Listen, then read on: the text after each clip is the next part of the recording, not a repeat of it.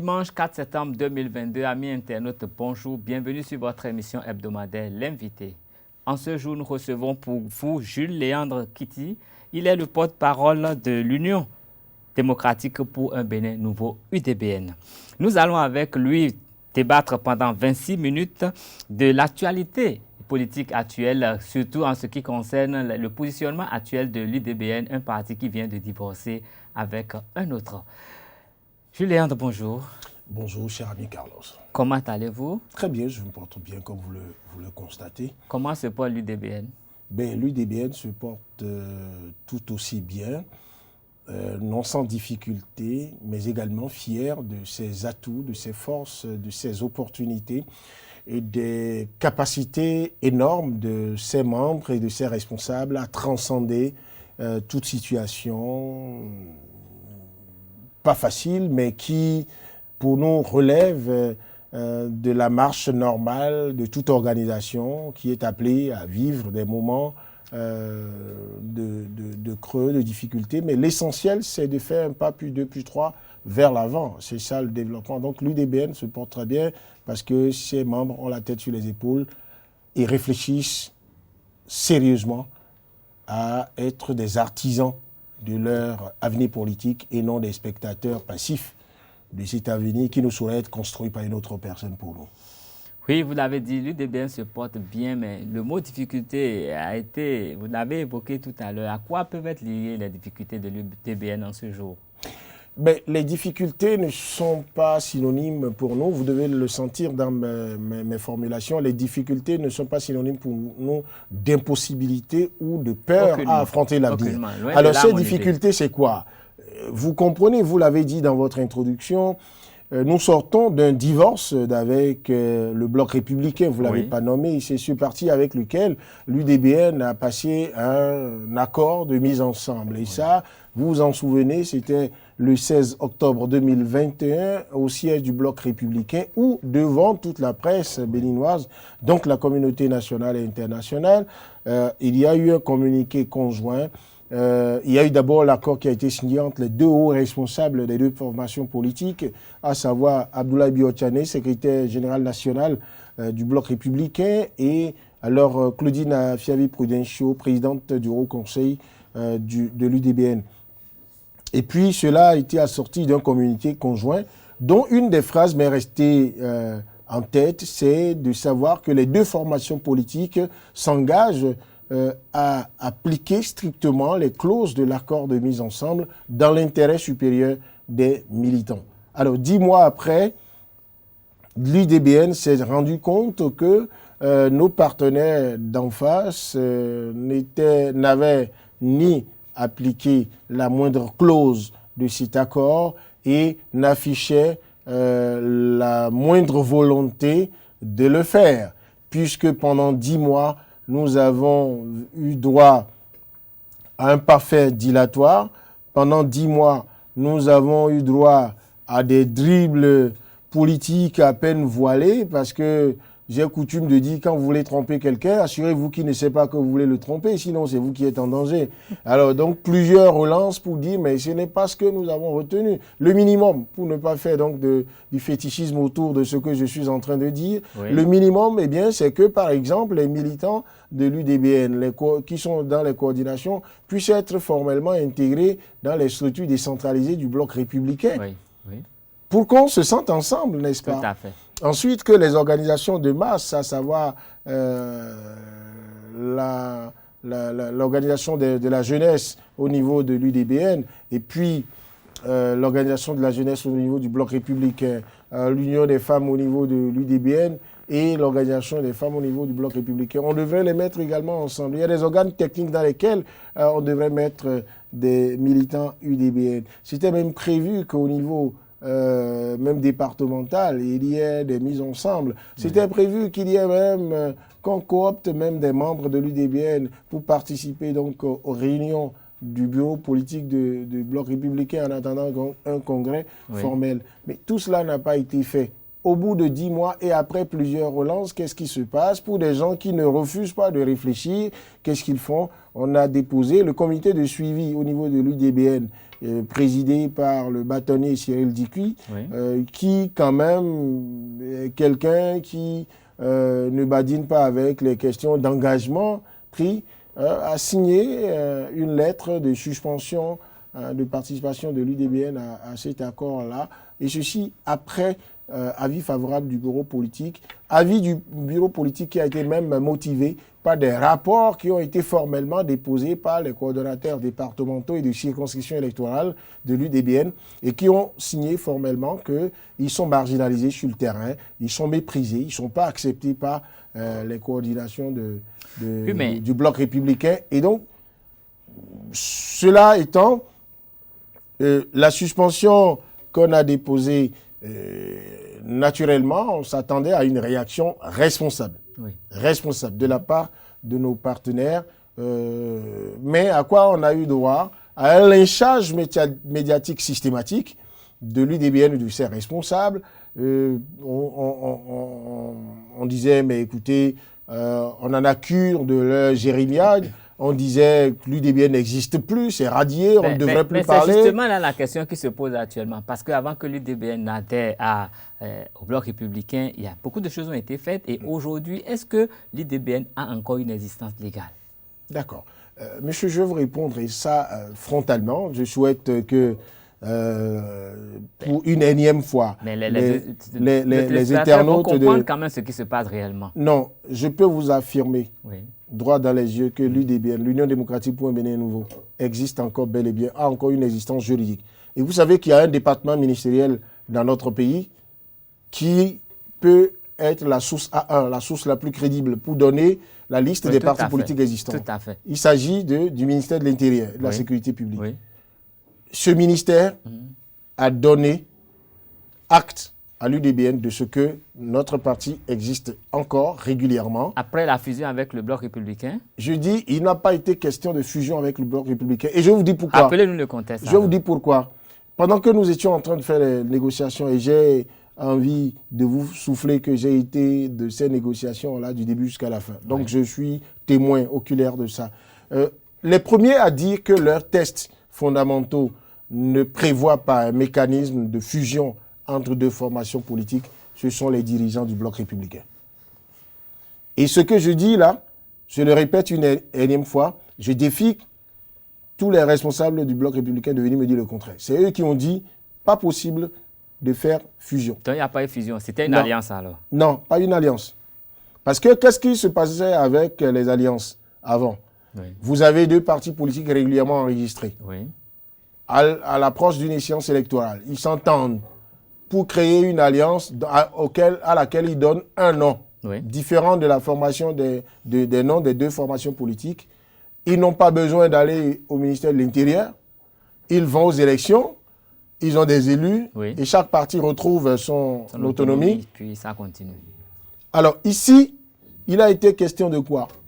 Alors, des négociations, étant donné qu'ils ont dit qu'on ne peut pas aller à une fusion, et il y a différents types de fusion. Donc, s'il était question de fusion, on aurait discuté de la forme de fusion qu'il nous faut, d'accord, pour que les intérêts de deux formations politiques soient préservés. Alors, lorsqu'ils ont dit ça, on a réfléchi, on a dit, OK, on fait un accord de mise ensemble. Et l'accord de mise ensemble fait quoi?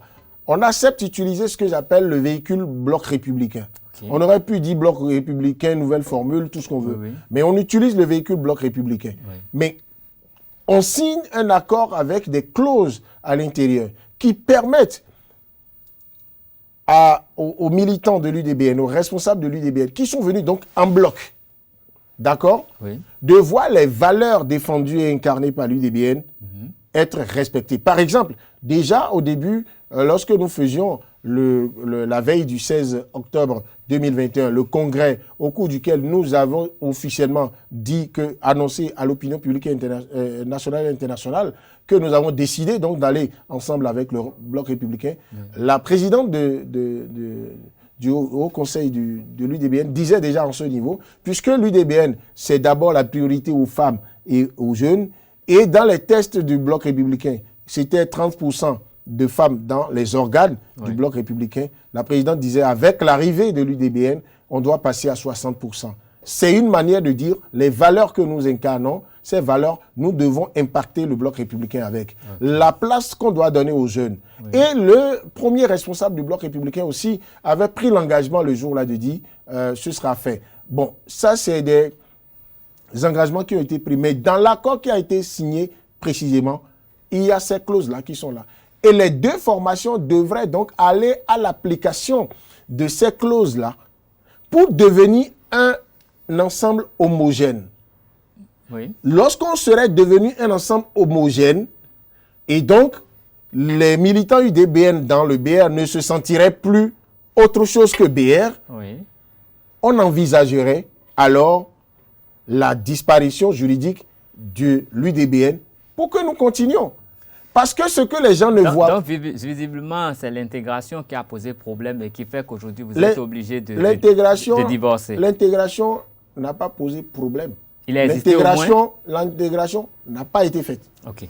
Donc, elle n'a pas été faite pour qu'il y ait des difficultés. Okay. Et je voudrais vous donner deux éléments qui permettent d'être convaincu de ce que je suis en train de dire et de consacrer le fait que le secrétaire administratif permanent du bloc républicain, patron de l'administration du bloc républicain, a dit trop de mensonges sur les chaînes de télé, de radio, ce qui n'est pas bien. Non, quand j'affirme comme ça, c'est que j'ai les preuves. Vous voyez, pendant qu'on réclamait cette intégration des membres de l'UDBN dans les structures du bloc républicain, un matin, on s'est levé et on a vu sur les réseaux sociaux une décision prise, signée par le secrétaire général national du bloc républicain, donc le premier responsable du bloc républicain, qui suspendait le processus d'installation des structures, des nouvelles structures du bloc républicain. Structures dans lesquelles devrait être intégré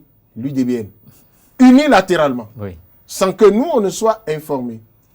Alors, comment se fait-il que celui qui est censé préparer ces documents pour son premier responsable, qui devrait savoir qu'il y a une telle note qui a suspendu l'installation des structures.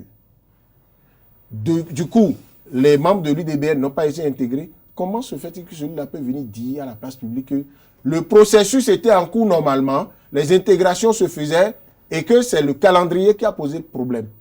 Alors que toutes les fois qu'on relançait, qu'est-ce qui se faisait? On nous appelait rapidement pour dire « Ah non, vous êtes les meilleurs partenaires, vous êtes importants pour nous, on va régler. » Et ça ne se faisait jamais. On appelle ça du dilatoire. Si tant est que les responsables du bloc républicain étaient sincères, parce qu'on peut se tromper, on peut commettre des erreurs de bonne foi.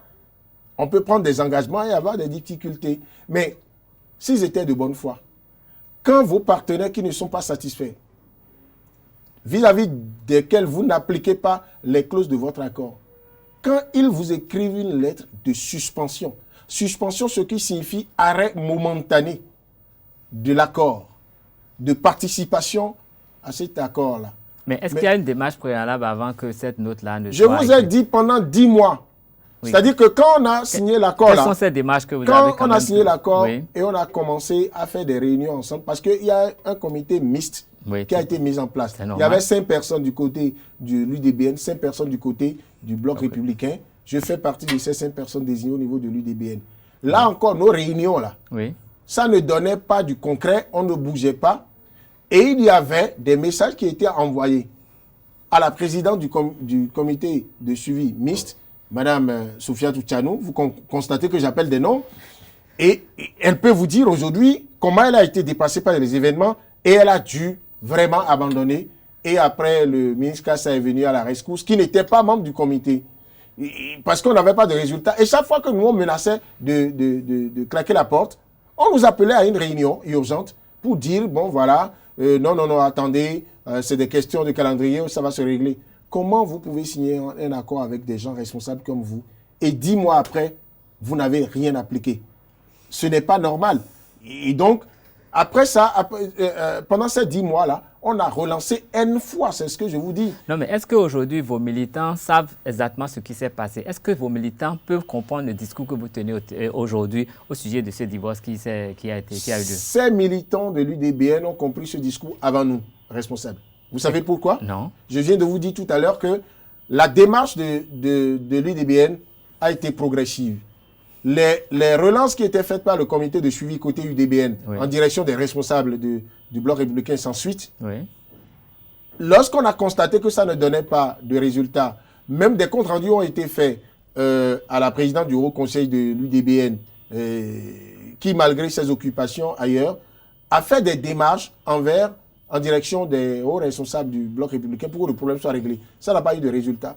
Il a été demandé aux coordonnateurs de l'UDBN dans toutes les régions du Bénin de décrire par eux-mêmes ce qu'ils vivent sur le terrain.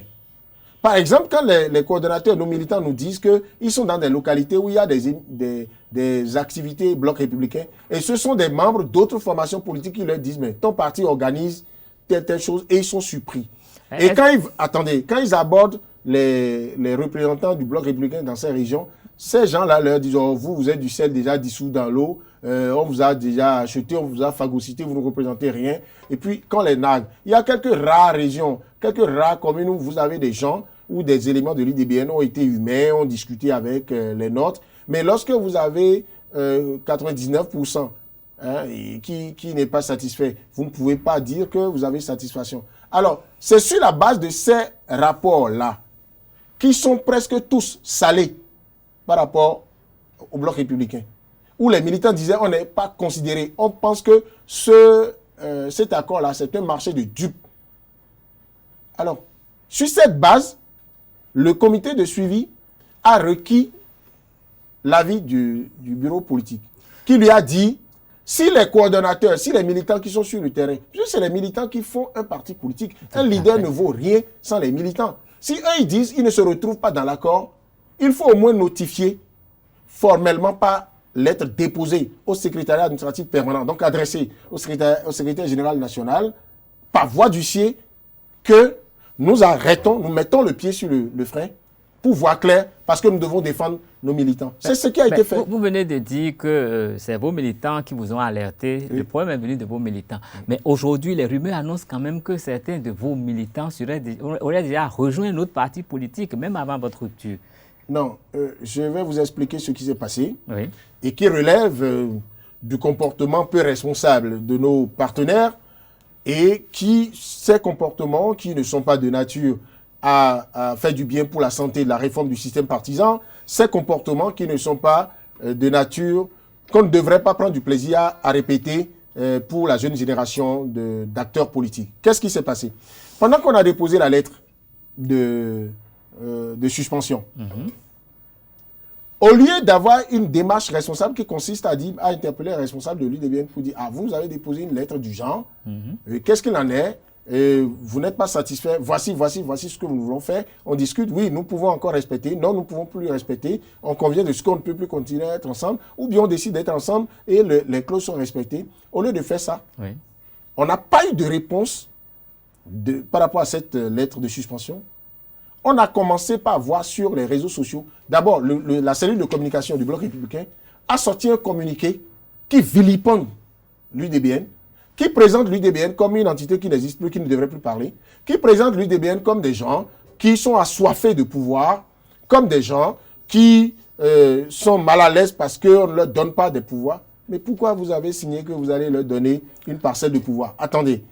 Alors, lorsqu'on a commencé par subir ce lynchage médiatique, on s'est dit, mais qu'est-ce qui se passe? Parce qu'il faut que les gens retiennent. Ce n'est pas l'UDBN qui a été la première formation à aller sur les médias. Non, pas du tout.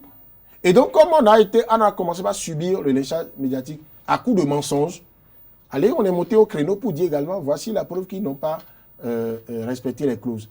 Ils ont dit, l'UDBN n'existe plus. Mais l'UDBN a envoyé un huissier au ministère de l'Intérieur pour compulser les registres du ministère de l'Intérieur. Les réponses, ça prouve que l'UDBN existe toujours. A fait une sommation interpellative avec opposition contre introduction de quelques modifications que ce soit dans le dossier UDBN. Et on a fait une conférence, on a fait un conclave politique, on a appelé les médias, on a montré toutes les preuves que l'UDBN existe. Et tous ceux qui, du Bloc républicain, disaient que l'UDBN n'existait plus, ils ont fermé leur gueule.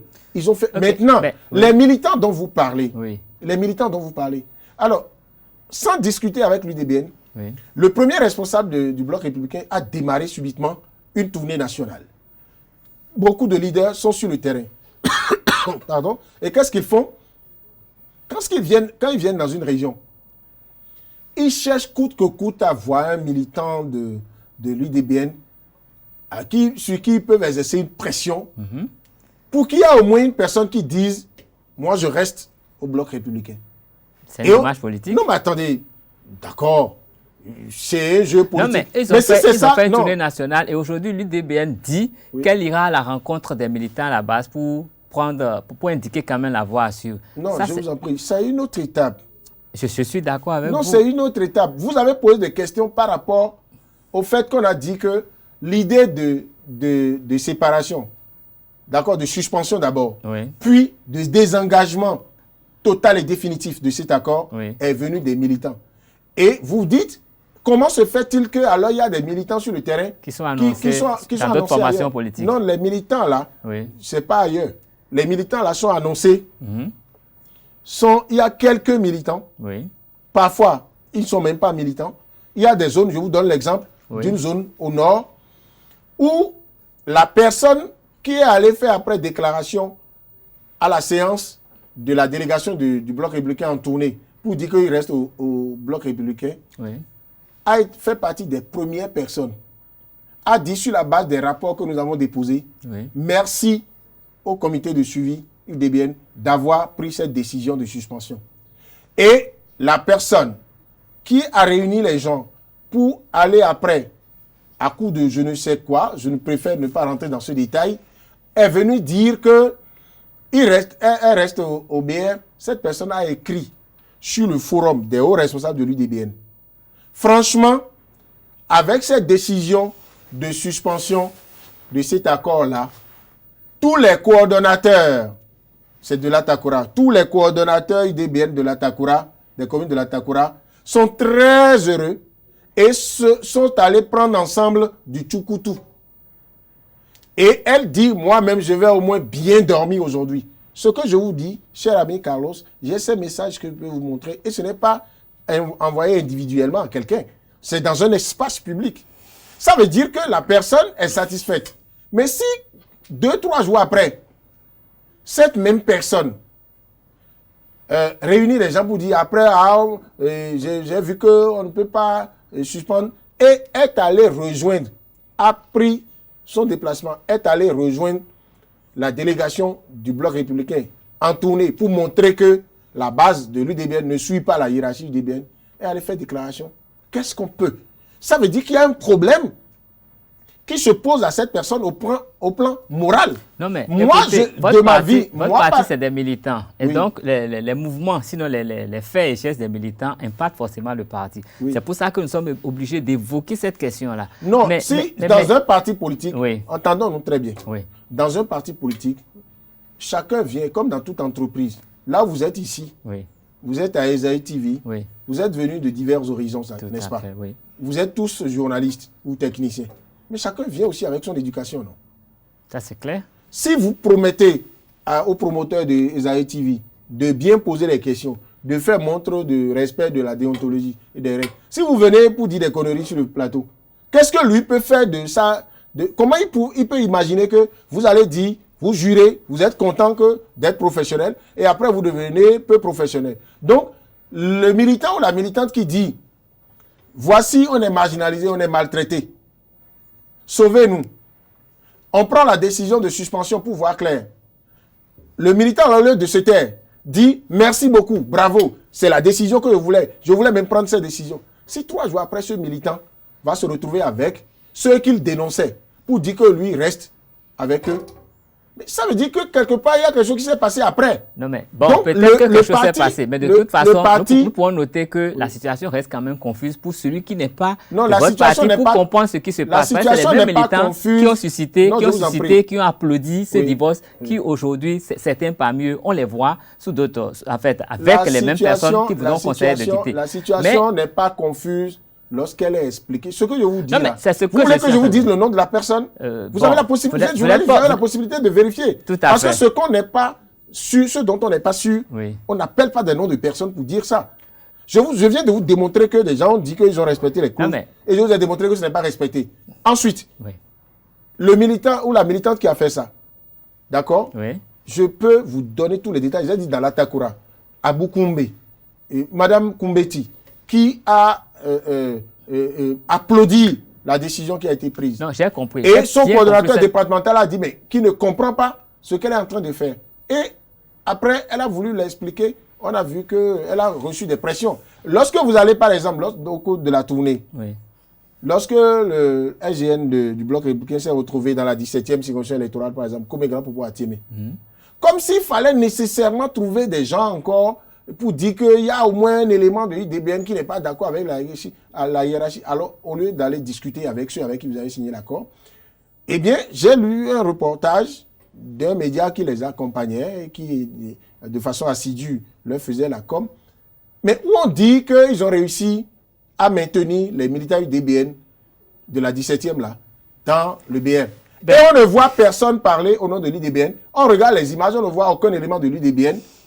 Et je fais mes enquêtes, je me rends compte qu'il y a une dame qu'on est allé chercher à Grand Popo, qui n'est pas connue des instances dirigeantes de l'UDBN. Bon, maintenant, tout au monde n'a qu'à passer ses propos pour qu'elle dise, moi, telle personne UDBN, je reste au BN. Mais on dit ça quand même dans le commentaire, pour que dans l'opinion, on dise que des gens sont restés. Maintenant, lorsque on fait un divorce du genre, mais on ne demande pas non plus à ce que 100% de ceux qui appartenaient à l'UDBN et qui sont allés dans le BR à l'occasion de cet accord, que tous choisissent de revenir à l'UDBN. C'est le souhait des responsables de l'UDBN, c'est le souhait des coordonnateurs. Mais la loi permet à chacun de dire, moi je ne retourne pas à l'UDBN. Donc c'est sûr qu'il y aura quelques militants qui vont dire, je préfère rester là-bas. Et les responsables de l'UDBN ont été clairs en disant, si quelqu'un estime que c'est pas bon pour lui de revenir à l'UDBN, alors que la situation générale dans toutes les coordinations montre que c'est nécessaire de divorcer, de prononcer ce divorce, la personne choisit. Et on ne l'empêche pas de le faire. Et voilà donc ce qui s'est passé. Maintenant, pour ce qui est de la décision définitive de quitter, c'est la suite logique. Là, vous faites une suspension, c'est une étape. Vous attendez, celui qui doit réagir préfère aller vous vilipender, vous lyncher. Ça veut dire qu'il est animé de mauvaise foi, il ne veut pas régler le problème. Et puis, vous choisissez de ne plus faire avec lui. Le minimum, c'est cela. OK, mais là, quelles sont les perspectives pour l'UDBN, étant donné que nous sommes à quelques mois des législatives et une formation politique, c'est d'abord pour le combat politique. Mais bon, si vous pouvez nous dire que vous allez faire dans les tout prochains jours. Non, ce que nous allons faire, pas parallélisme des formes. Nous consultons encore nos structures décentralisées, nos coordinations, qui font la photographie de la situation politique dans toutes les régions, qui font des propositions. Puisque c'est eux qui ont dit, nous ne nous retrouvons pas dans cet accord. Et en personne responsable, les dirigeants ont décidé de faire suspension et après d'aller au désengagement total et définitif. Mais c'est encore avec eux, avec cette base-là, qu'on va décider de ce qu'on fait. Décider de ce qu'on fait, je suis sûr que vous avez dans votre tête les élections législatives qui viennent. Qu'est-ce qu'on fait? Et plusieurs hypothèses sont là. UDBN ayant retrouvé son autonomie, UDBN est un parti régulièrement enregistré qui anime la vie politique, donc qui peut avoir l'ambition de dire je vais aux élections. UDBN peut faire une autre option, mais là, c'est les militants qui décident de le faire. Et c'est vrai, le temps est très proche. Le deadline, par exemple, pour qu'on dépose les dossiers, il est très proche, c'est déjà novembre. Mais donc, avant novembre, vous allez avoir l'information d'ici quelques temps. L'UDBN fera son mini-congrès extraordinaire pour se remettre complètement sur pied partout et pouvoir rendre publique la décision, l'option qu'elle aurait faite par rapport à son avenir politique. Nous tendons déjà vers le thème de cette émission et vous l'avez dit tout à l'heure que l'UDBN a l'opportunité de faire deux options. Mais certaines analyses politiques annoncent déjà l'UDBN à l'Union progressiste, le renouveau. Vous en dites quoi? Non, il n'y a pas, je n'ai pas connaissance de négociations entre UDBN et l'Union progressiste Le Renouveau. Je n'ai pas connaissance de ça. Bon, je suis membre, je suis modestement, je suis membre du bureau exécutif national de l'UDBN, j'en suis le porte-parole. J'ai l'impression, j'ai le sentiment, j'ai la faiblesse de croire qu'on m'en ferait l'amitié. On me ferait l'amitié de m'en informer. À l'heure où je vous parle, je n'ai pas connaissance de ça. Okay. Et on est en politique, tout peut se passer. Mais l'UDBN s'organise, ce dont je suis convaincu, l'UDBN s'organise. Et puis, je pense, moi, je suis heureux de quelque chose. L'UDBN, même qui vient de divorcer avec le Bloc républicain, qui se remet sur ses deux pieds. L'UDBN, j'ai l'impression quand même, le sentiment que l'UDBN, contrairement à ce que certains disent, continue d'être un parti suffisamment important. Pourquoi? Parce que ces dernières heures, j'entends qu'il y a des gens qui ne sont même pas membres de l'UDBN et qui veulent aller vers notre parti, bon, qui veulent aller vers l'UP, le Renouveau, et qui font dire par les médias sur les réseaux sociaux, parce que je dis qu'ils font dire parce que quand c'est écrit, ils n'ont pas démenti, qui font dire qu'ils sont des figures, de grandes figures de l'UDBN qui veulent aller vers l'UP. Ça veut dire que c'est intéressant de dire qu'on vient de l'UDBN. Et ça, dans le cas spécifique, là, je vous dis, c'est scandaleux. On a parlé de 3 figures, j'ai lu des papiers hier, on dit 3 figures de l'UDBN, de Godomé, vont vers l'UP, le Renouveau. Et ces 3 figures, c'est un certain monsieur Agossou, Gilles, qui était membre du Bloc républicain, pas pour le compte de l'UDBN, qui n'a jamais milité dans l'UDBN. Donc, il quitte le Bloc républicain pour aller à l'UP. Et on le présente comme un militant de l'UDBN qui va à l'UP. Un certain Toti qui était un parfait inconnu de nous, mais les gens savent qu'il était membre du PRD. D'accord? Il n'a jamais été membre de l'UDBN. Il veut aller vers l'UP, on le présente dans des papiers pour des médias qui sont censés être sérieux et qui sont ensemble avec ceux qui ont intérêt, les intéressés qui ne démentent pas. Et on dit que lui aussi il quitte l'UDBN pour y aller. Le troisième, l'artiste Gégé Lapino, qu'on a vu pendant longtemps aux côtés de la présidente de l'UDBN, Mme Claudine Affaire-Prudencio. Mais je précise, l'artiste Gégé Lapino a été tout le temps prestataire de services pour l'UDBN. Prestataire de services, payé pour ses services avec des contrats devant notaire qui existent qu'on peut vous montrer. Alors, ce que je dois avoir l'honnêteté intellectuelle de reconnaître devant vous, c'est que pendant qu'il faisait ces prestations-là de services pour l'UDBN, à la veille des élections communales de 2020, il a rallié le parti, donc il a fait le pas de l'engagement pour pouvoir être sur la liste de l'UDBN pour aller aux élections. Vous savez que dans notre pays, au niveau où nous en sommes, pour notre évolution, notre système partisan, il y a des personnalités indépendantes ou des gens qui rallient des partis politiques. Et si ils discutent bien, on estime que bon, ils peuvent aller sur la liste dans leur zone et qu'ils en manifestent le désir. Il y a une proportion peu importante quand même de place qu'on donne à ces personnes-là. C'est ce cas qui est arrivé. Et Gégé Lapino, quand il a été sur la liste de l'UDBN dans Godomé, au lendemain, dès le lendemain du scrutin, vous ne l'avez plus jamais vu dans aucune activité de l'UDBN.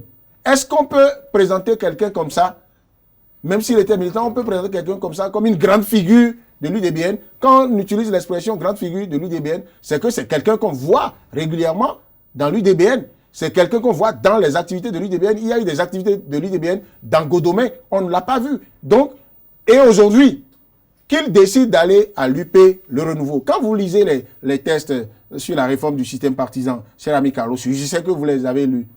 Le minimum, c'est que quand vous voulez aller dans un autre parti, si vous appartenez vraiment à un parti, là, vous démissionnez de là-bas d'abord, non? Tout à fait. Bon, ok, Gégé Lapino n'a déposé aucune démission à l'UDBN. Mais ce 3 septembre, il fait déclaration avec ses 2 autres camarades qui n'ont rien à voir avec l'UDBN pour aller dans l'UP. Est-ce qu'on peut présenter les 3 là comme étant des figures de l'UDBN qui vont vers l'UP? Si l'intéressé lui-même estime qu'il peut aller à l'UP le Renouveau sans déposer une démission au niveau de l'UDBN, ça veut dire qu'il ne s'est jamais considéré comme militant UDBN. Je suppose que mon raisonnement tient. Donc, à partir de ce moment, je pense que c'est malsain pour les intéressés d'accepter qu'on écrive ça d'eux, parce qu'on connaît. J'ai eu la faiblesse de traîner mes bottes dans la profession de journaliste. C'est la profession... Hein? Vous croyez que c'est une faiblesse de passer par là? Non, je dis j'ai la faiblesse. C'est-à-dire que, qu'est-ce que je dois dire? Je dois dire, pour vous mettre à l'aise, je dois dire que j'ai eu la particularité, le privilège de traîner mes bottes dans cette profession. Donc celle de laquelle je suis le plus proche, c'est le journalisme. Ouais. Je sais au moins que ce qu'on appelle les avant-papiers, lorsqu'il y a un événement comme ça, et on commence par écrire les avant-papiers, les effets d'annonce avec insistance, ça veut dire que tout compte fait, on veut accompagner ce qui va se passer. Mais ça veut dire que celui que ça concerne, lui-même, il a lu le papier. Moi, si vous écrivez ça de moi, si je n'appartiens pas à un groupe et je veux aller ailleurs, et que vous écrivez que j'appartiens à ce groupe, je vais vous dire non, ce que vous faites là, ça ne m'arrange pas parce que je ne veux pas être dans la malhonnêteté et je ne veux pas être dans le déni de la réalité. Et donc, c'est malsain de faire comme ça. Et il se fait que c'est des jeunes, alors que moi, et j'en aurais fini, monsieur Carlos, moi j'en aurais fini, je fais une bataille partisane, mais aussi une bataille de génération. Je peux être dans n'importe quel parti politique. Quand je vois un jeune de ma génération, il peut être d'un autre parti politique, je le respecte. C'est quand je me retrouve dans la triste obligation, avec les éléments probants, de l'attaquer que je le fais. Et c'est à mon corps défendant. Parce que les aînés, ils vont nous laisser le pays.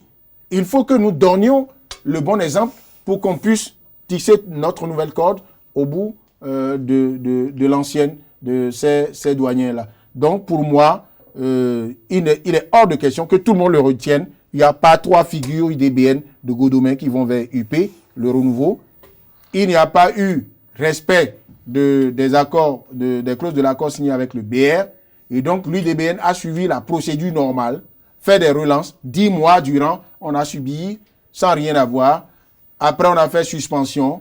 On a attendu des jours pendant qu'on subissait le lynchage médiatique. On subissait la campagne de déstabilisation et de débauchage des militants UDBN à travers le pays. Et bien, après, on a fait notification par voie d'huissier toujours de désengagement total et définitif. Et l'UDBN a retrouvé toute son autonomie. À partir de ce moment, l'UDBN se projette par rapport aux échéances à venir, aux défis à court terme, les élections législatives, et puis aux autres défis. Parce qu'après janvier 2023, il y aura encore une vie politique, il y aura encore des perspectives, et l'UDBN va vous donner, si vous voulez bien, à eux, j'y travaillerai personnellement, l'exclusivité de ce qu'on aura décidé de faire de notre avenir politique.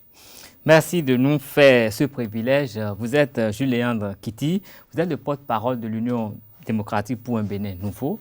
Vous êtes venu aujourd'hui nous expliquer les tenants des aboutissants de cette campagne médiatique aujourd'hui qui met en scène quand même l'UDBN parce que l'UDBN vient de partir du bloc républicain et vous nous avez expliqué que c'est parce que les accords signés n'ont pas été respectés que l'UDBN a été obligé de faire cette démarche. Vous nous avez dit également que certains militants de l'UDBN qui sont annoncés au bloc républicain au bloc républicain, ceux-là, entre-temps, avaient déjà salué votre décision de divorcer avec le bloc républicain. Et pour finir, vous nous avez précisé que ces personnes supposées membres de l'UDBN qui sont annoncées à l'Union progressiste, le renouveau, n'en seraient pas des figures marquantes. Voilà. Je suis fidèle à vos propos de ce matin. Absolument. Et je n'en suis pas surpris puisque je vous sais très professionnel sur les bords. Merci infiniment et merci à vous aussi, chers amis internautes qui nous avez suivis. Voilà un peu ce qui se passe aujourd'hui autour de l'UDBN. Et dans les tout prochains jours, il vient de nous dire, nous aurons le privilège, je vous dis en exclusivité, quelle sera la prochaine destination de ce parti politique. Passez une bonne semaine. Passez une bonne semaine en notre compagnie. C'est vrai que le dimanche n'est pas encore terminé. Nous sommes encore au matin. Merci de nous rester fidèles et que cette semaine soit fructueuse pour chacun d'entre nous. Merci.